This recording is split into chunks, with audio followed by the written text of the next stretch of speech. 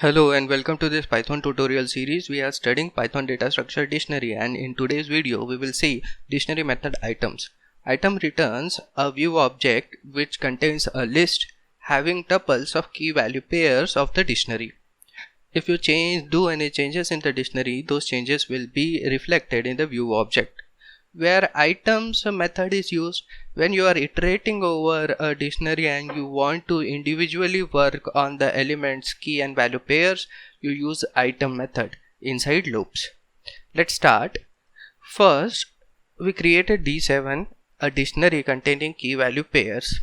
We check all the methods available inside the dictionary. We run the method dir and inside it pass the dictionary object D7. Yes, it has method items. Let's check the information regarding items method.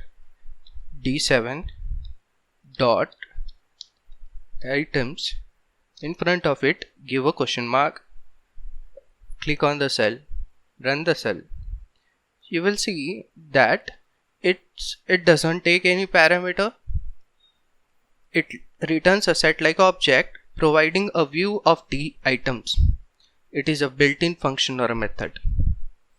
So we create a new object D8 which will be a view object. We run the D7.items method. It doesn't take any parameter. We check the content of D8. See that it is a view object which contains a list, and inside the list you have key value pairs of the dictionary elements. Suppose you do any changes in the dictionary D7 and you add a key 1. Now to this key we assign a value which is a list having element 10, 20, 30. This element was added to the dictionary D7. We check the content of dictionary. Now see key 1, 10, 20, 30. Now we check the status of view object D8. We print D8